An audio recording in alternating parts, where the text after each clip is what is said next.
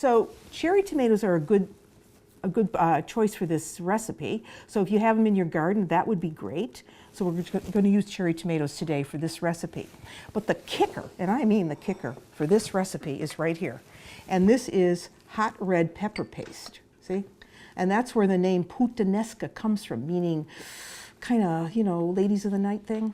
So this is very, very hot. And this is red pepper paste that I made from chili peppers from my own garden. So you can get that recipe on ciaoitalia.com.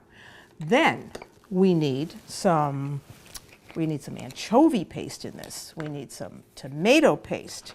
We need capers. We have black olives, green olives, garlic. Later we're going to put in some wine. So let's get started. I'm going to chop up the olives first.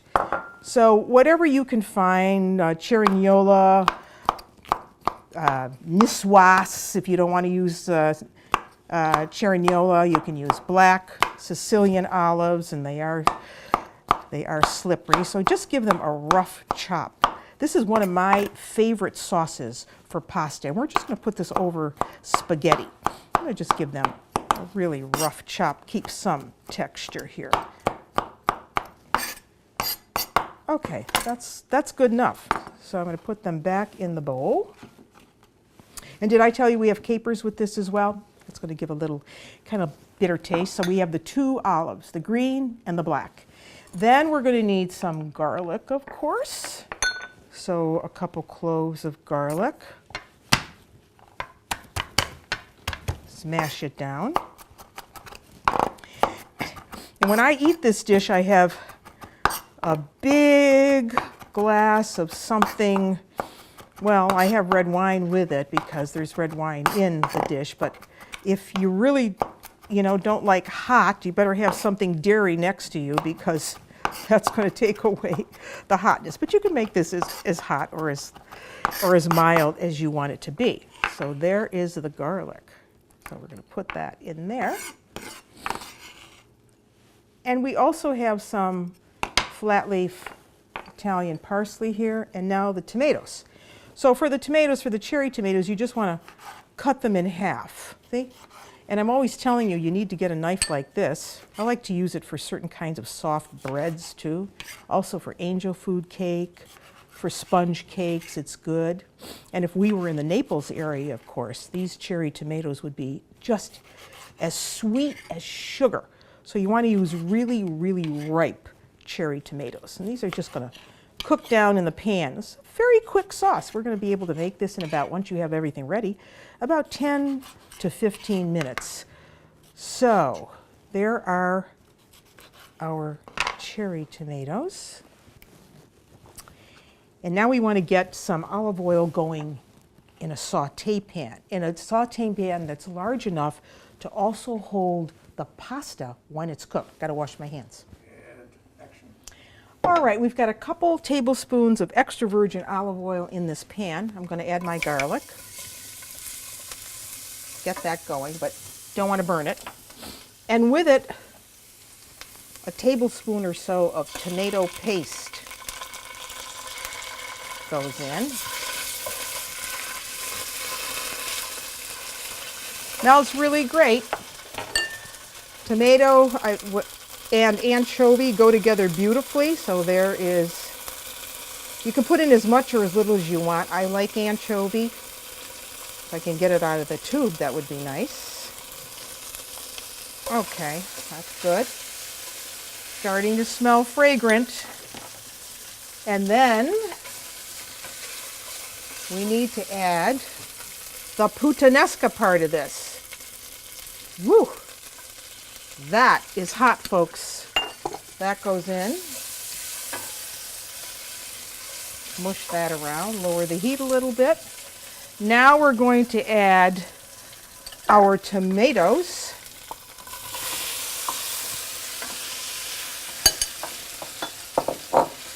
We add the tomatoes, the olives, both the green and the black.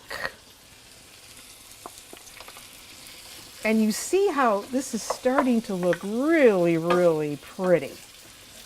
Well, that goes in. We turn the heat up just a little bit.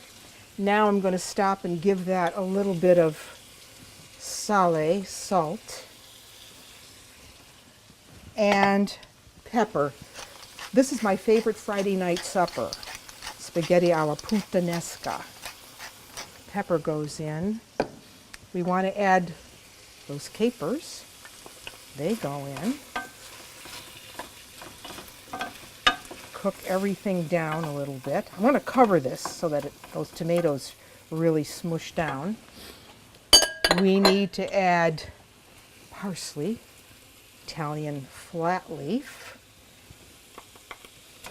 Gorgeous.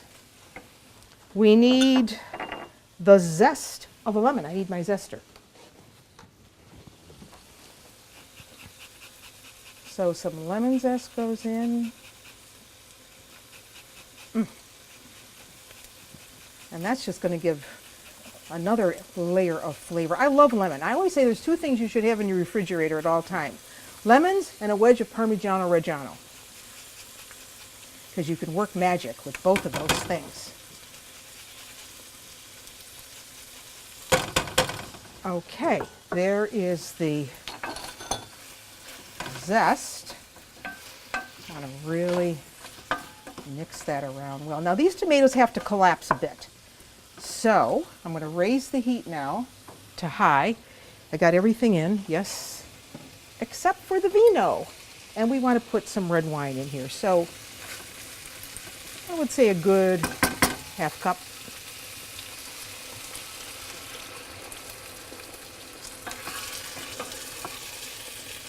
That's a half a cup of vino. A really fast sauce. Now we just need to cover that, and in about 10-12 minutes our sauce is ready. So then we need to cook the spaghetti. The water is now boiling for our pasta. We're using spaghetti, and I'm going to put one of these salt tablets in. You can buy these. I got these when I was in Sicily, or just use a tablespoon of salt. So in goes the salt, and here we have our spaghetti. A half a pound will serve, believe it or not, 4 people. But if you want to serve 8, you can go ahead and put in the whole pound, and the sauce will still be enough for that. So I'm going to put this in and get it below the water line. And we're going to let this cook until it is al dente, which means it's cooked through. There's no uncooked flour remaining in a strand of that spaghetti when I break it in half. So I'm going to put the top back on, let that come back to the boil, and watch it.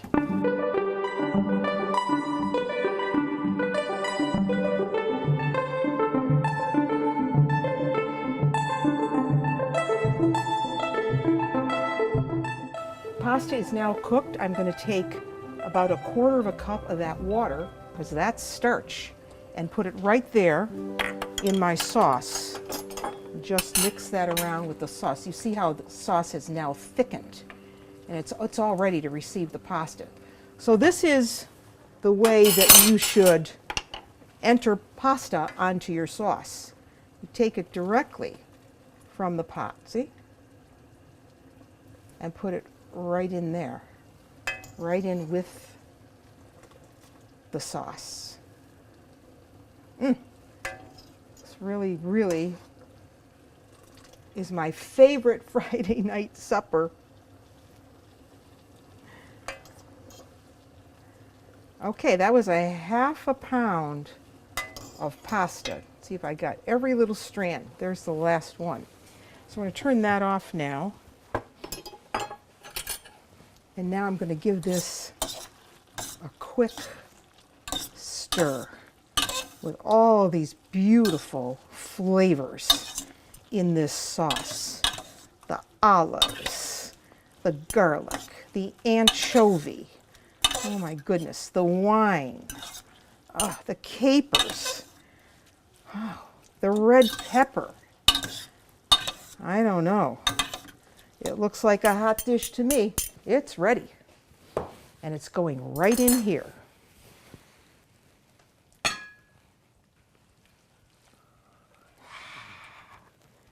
Beautiful.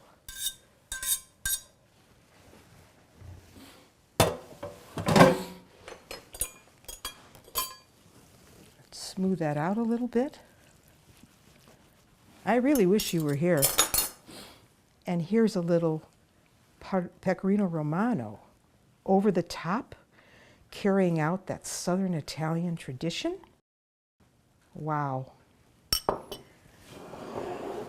It's a hot dish for any day of the week.